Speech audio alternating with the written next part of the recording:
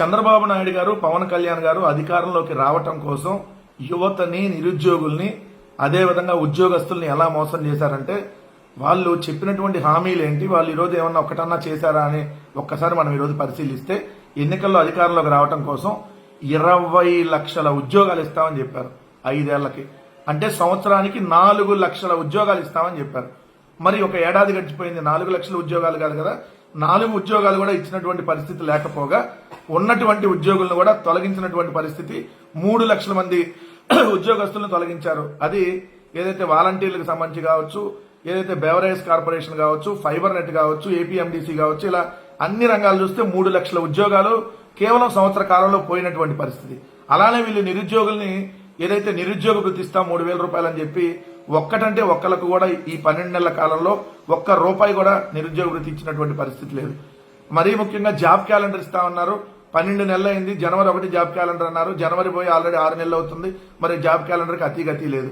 అదేవిధంగా మీరు చూస్తే మరీ ముఖ్యంగా పవన్ కళ్యాణ్ గారు ఏదైతే షణ్ముఖ వ్యూహం అని చెప్పి ప్రతి నియోజకవర్గంలో ప్రతి సంవత్సరం 500 మందికి 10 లక్షల రూపాయలు పెట్టుబడి సాయం కింద ఇస్తామని చెప్పారు. ఒక్కటంటే ఒక్క రూపాయి కూడా ఈ ఒక్క నెల ఏ ఒక్క నియోజకవర్గంలో ఇచ్చినటువంటి పరిస్థితి లేదు. ఈ విధంగా నిరుద్యోగులను మోసం చేశారు. అదే జగన్మోహన్ రెడ్డి గారి హయాంలో అయితే నిరుద్యోగులకు సంబంధించి ఉద్యోగాలు మీరు చూస్తే 2019-24 మధ్య శాశ్వత ఉద్యోగాలు అంటే ప్రభుత్వ శాశ్వత ఉద్యోగాలు 2,31,103 అంటే 2,31,100. కాంట్రాక్ట్ ఉద్యోగులు 43,923 మంది తీసుకున్నాం. అవుట్ సోర్సింగ్ ఇతర ఉద్యోగులు 3,73,161 అంటే మొత్తంగా 6,48,087 ఉద్యోగాలు జగన్మోహన్ రెడ్డి గారు 5 ఏళ్ల సమయంలో ఇవ్వడం జరిగింది.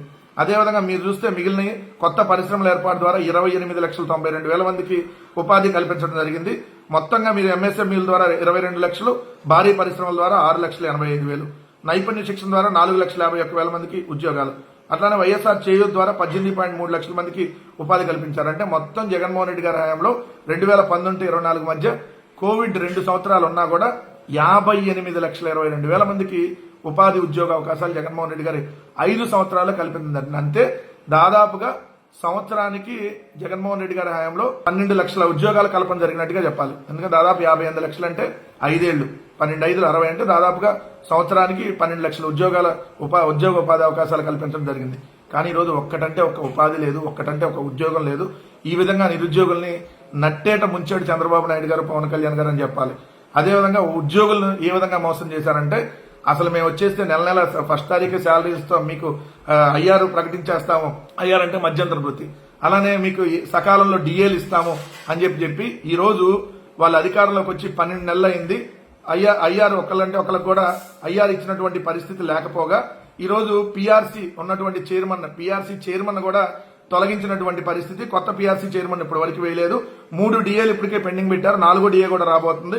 ట్రావెల్ అలవెన్స్లు, సరెండర్ లీవ్స్, మెడికల్ రియంబర్స్మెంట్ అన్ని బకాయిలే. అలానే ఉద్యోగులకు సంబంధించినటువంటి జిఎల్ఐ, జీపీఎఫ్ కూడా చంద్రబాబు నాయుడు గారు పూర్తిగా వాడేసుకున్నటువంటి పరిస్థితి. అంటే చంద్రబాబు నాయుడు గారు, పవన్ కళ్యాణ్ గారు ఈ ప్రభుత్వం వచ్చినటువంటి 12 నెలల కాలంలో, సంవత్సరంలో నిరుద్యోగుల్ని, ఉద్యోగుల్ని నట్టేట నిలువునా ముంచారనేది మాత్రం స్పష్టంగా కనపడతా ఉంది.